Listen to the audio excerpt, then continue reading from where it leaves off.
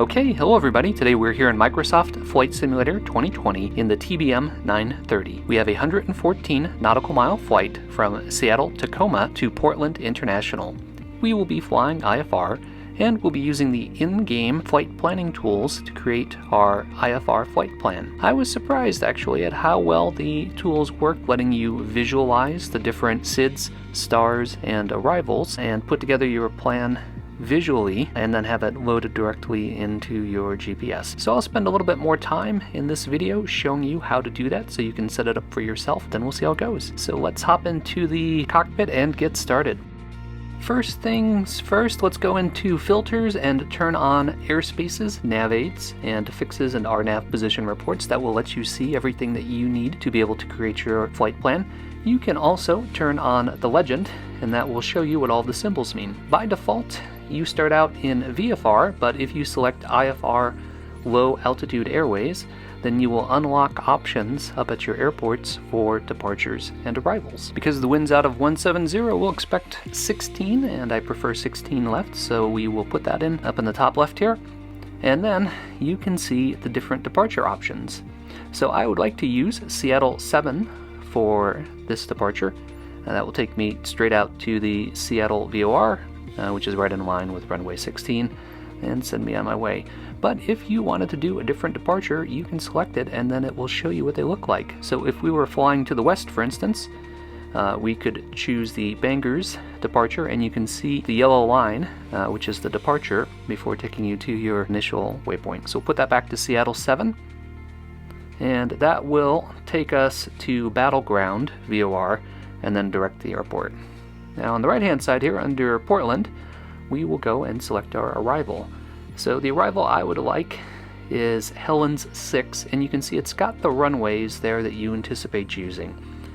So we anticipate using 10 left, so I will do Helens 6, 10 left. You can see it's put the yellow line now for the arrival. And now I'll select my approach. So I would like to do an RNAV approach to 10 left. There's two options, so we have Z and Y. I'm going to take a look at Z and take a look at Y, which swings me out further to the west, so I'm going to go back and select Z.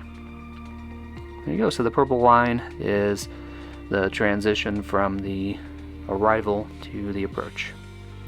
Next, go into the nav log and put in your desired cruising altitude. I've selected 11,000 feet, so you can see the profile it's created. It shows you the terrain at the bottom there, and I can also see that my descent will start at Helens.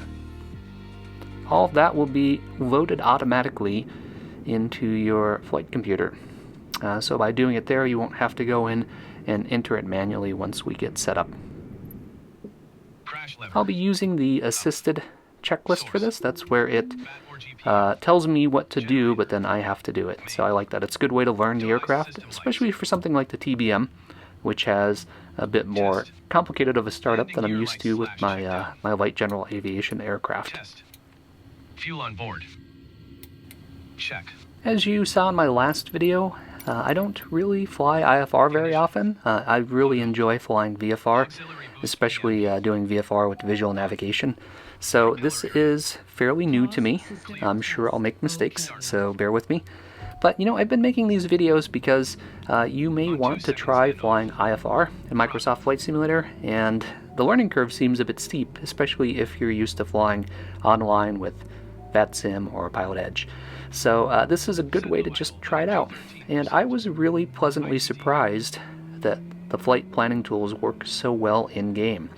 If you pull up the plates for the departure and arrival that we're doing for this flight, you'll see they match, right? So it's got the same altitudes, the same waypoints, all of that is visually shown to you in the planning screen, and you can easily just leaf through different options to see the one that you want to choose.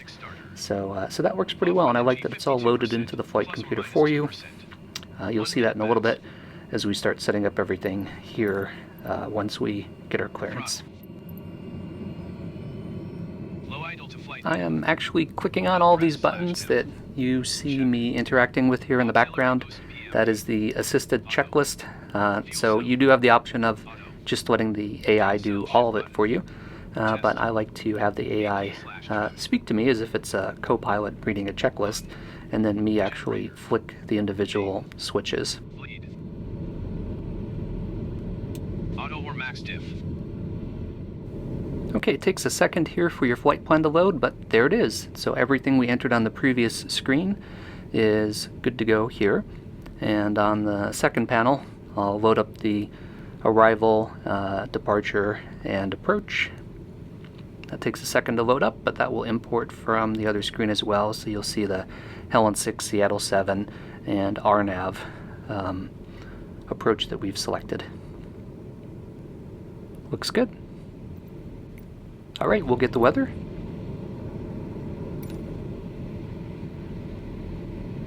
Seattle Airport information, India 1700 Zulu. Wind 123 8. We have some clouds for this trip, and I'm hoping I get to fly through a couple of them. It's something I'm not allowed to do when I fly VFR. Seattle clearance delivery Daher November 359er Golf Charlie ready to copy IFR clearance to Portland. Daher November 359er Golf Charlie is cleared to Portland Airport as filed. Takeoff runway 16 left climb and maintain. And clearance didn't give us much. They just said cleared as filed, takeoff, climb 7,000. So normally you'd get some instructions such as climb via the SID, expect radar vectors to your first waypoint. Okay, we will plug in our initial altitude, which is 7,000. This way we can use the autopilot to climb to it.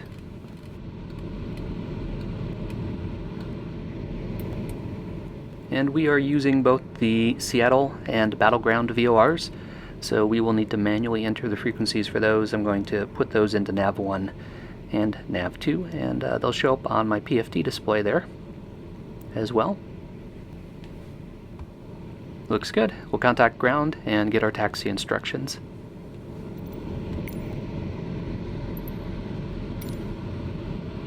Seattle ground Daher November 359er Golf Charlie with India ready to taxi IFR.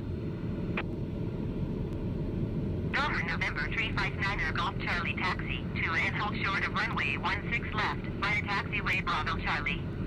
Contact tower on 120.9er, price when ready. I am using the blue taxi arrows. It is one of the navigational assistance items you can turn on under the options screen. It is a necessary evil for Microsoft Flight Simulator, unfortunately, because the taxiways do not match the airport diagram labeling. So what may be taxiway A on the airport shows up as a totally random letter in Microsoft Flight Simulator. So if you don't want to get lost, you've got to have a little bit of help following the instructions they give you.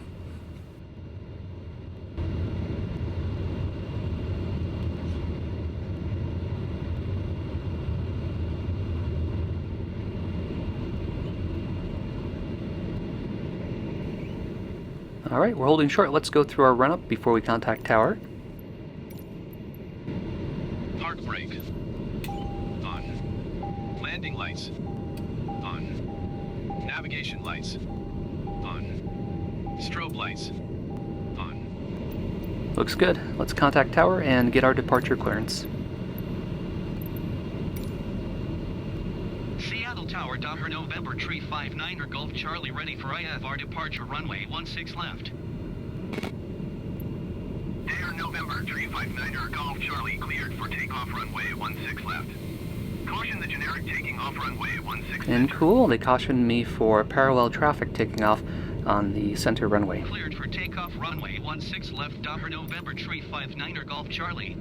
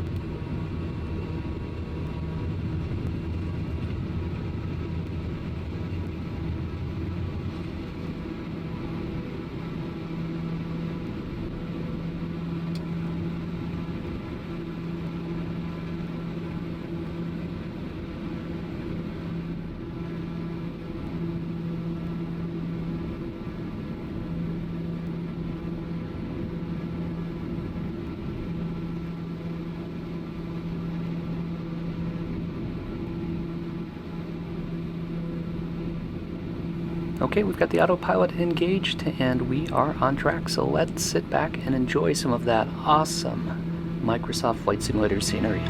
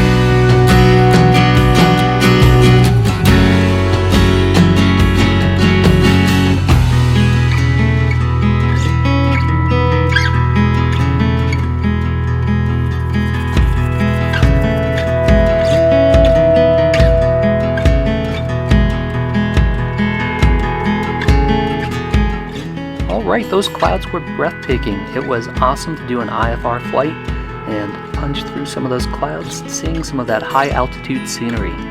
Everything went well for flight planning. The only problem I ran into was on landing, so the vertical navigation just wouldn't engage, and I needed to manage my descent rate on my own, so I ended up disengaging autopilot a little bit earlier than I would have, and visually flying in for the last part of the landing. But it was fun. It worked great. I'm starting to get a feel for the TBM, and I enjoy it. It's a really great aircraft, and it's nice to do something a little bit different and learn some new things. So if you enjoy content like this, be sure to click that like button, subscribe, and leave me a comment.